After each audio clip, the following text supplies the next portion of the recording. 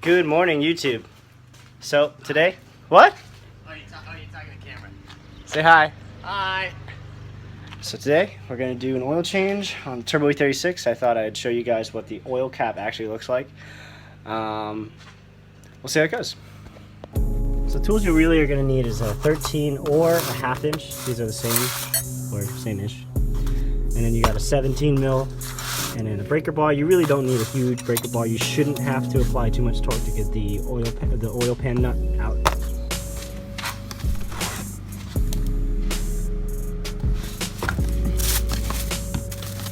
Do not use this filter if you have the stock oil housing plus a stock cap. You guys actually need a different kind of oil filter. I will place the correct oil filter specs that you need and the recommended filter that I use in my car before I actually use a different cap in the description below.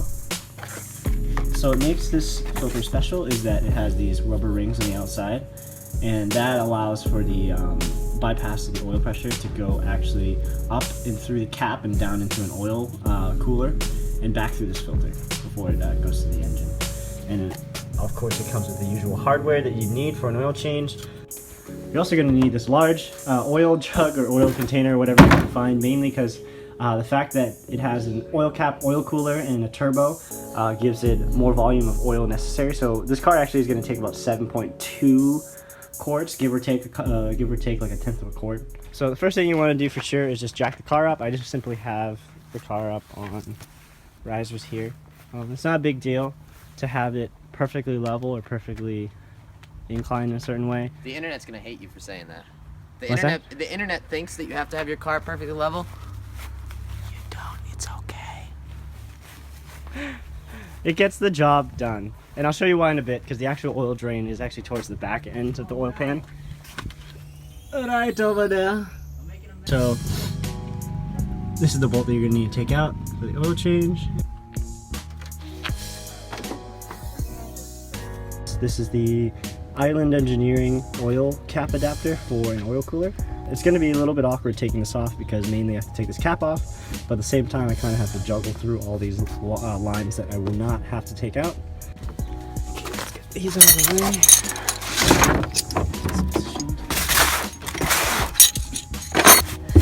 You want to definitely have it ready out of the splash zone in about that position, because it is going to spray horizontally first.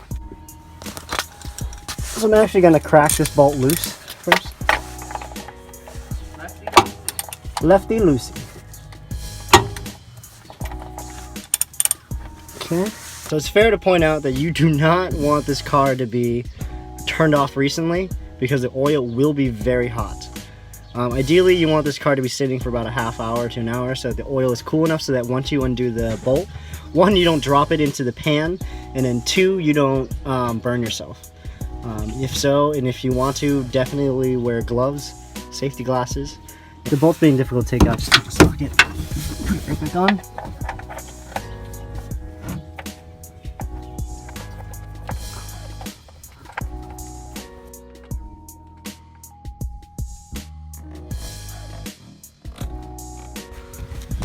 Judging by the condition of this oil, it's not too bad, but definitely needs to be changed. So taking the cap off the top will actually help with the oil flow coming out of the motor just a little bit, but make sure you don't keep this exposed, just kind of leave it like that. So this drain plug looks different. It's actually a magnetic drain plug. So if I were to try to pull a little bit of sediment off, you can see that there's like crud stuck on the top, and it's doing the job. There's actually not a lot of stuff on there, which I'm pretty impressed by. So while the oil's been draining, I'm just going to quickly just give this bolt a crack.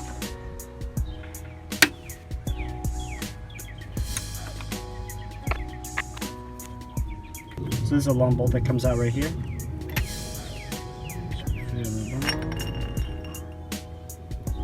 Make sure to inspect the little seal on the bottom right there, because from time to time they get pretty worn and you should replace them after a while.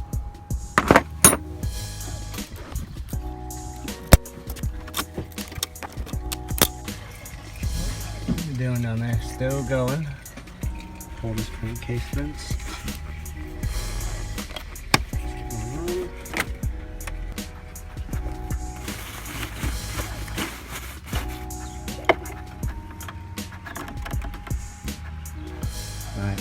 So as you can see, the old filter is right over there. And dang, does it need to be replaced. So this is basically the way the oil filter seals itself into this little cavern right here, and it directs the oil pressure through the cap itself to go to an oil cooler. And I'm just literally, it's as easy as pulling the old filter out, pulling the new one in, making sure it's seated correctly at the bottom. There should be a little ring thing maybe, you should see. So pull this old ring out, toss that to the side, old filter out. Ooh, yeah, that thing definitely needs to be. Your oil is much cleaner than mine. Mine was black. Still. Alright, I'm gonna do a quick. Actually, I should probably take this down. Attaboy. Boom. Finesse. Put that on the ground. You have to keep this ring, and you have to reuse it with each filter. Basically, this is a piece that comes with the kit itself, so that it ensures that the bottom of the filter is seated with the actual filter. And filter here. Place this. Oh, what's that? So you slip it in like this, slide into the DMs. That's on flush. Nice, really nice. So take a little bit of the old oil, Lube it up. lube it up. No, It's gonna send it. just kind of send it. Take some old oil. Make sure it goes around the ring right there. I was having trouble fitting it with the cap, so I'm actually going to insert it into the ring it fits to first. There we go. And then once it reaches the bottom there, it should have a perfect feet. Perfect. Sent. There we go. Full send.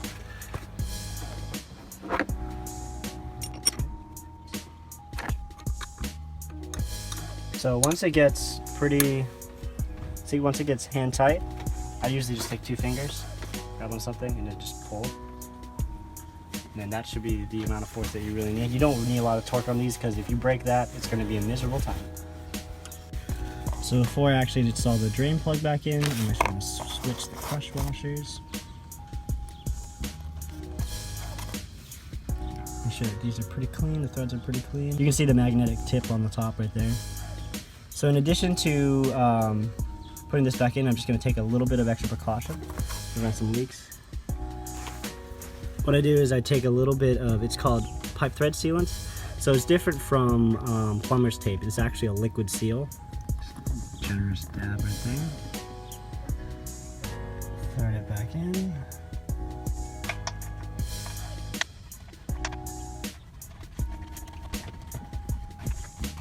So now I'm simply going to take a 17 mil socket again, and then get a torque wrench, torque the actual oil drain plug to about 17-18 foot-pounds of torque.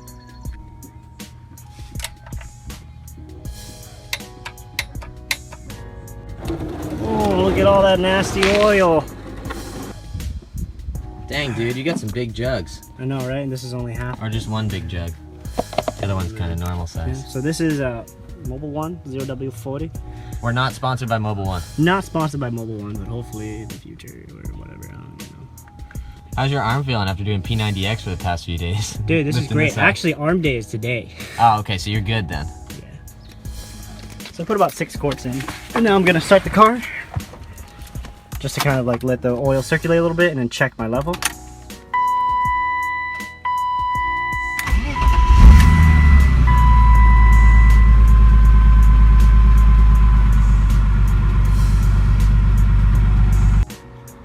Yep, so I definitely need at least another quart, so we'll see how that goes.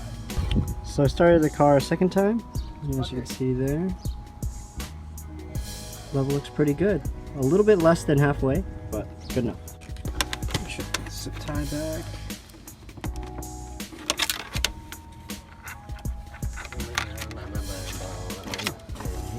Having a good time there, bud?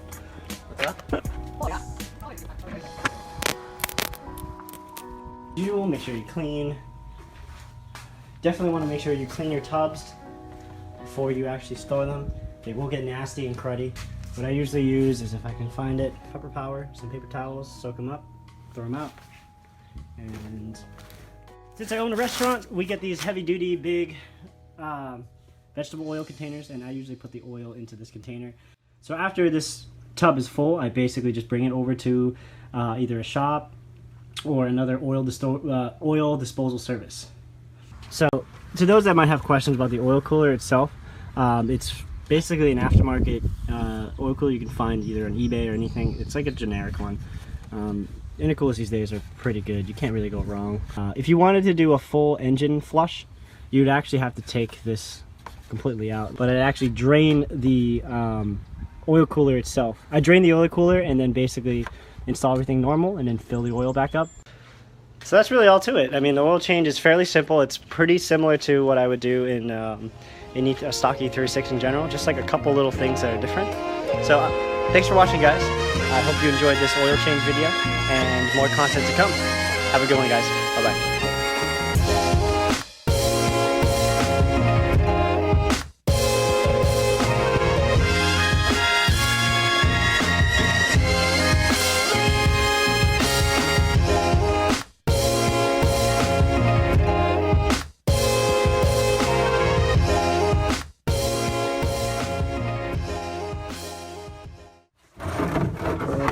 Below. That's what she said.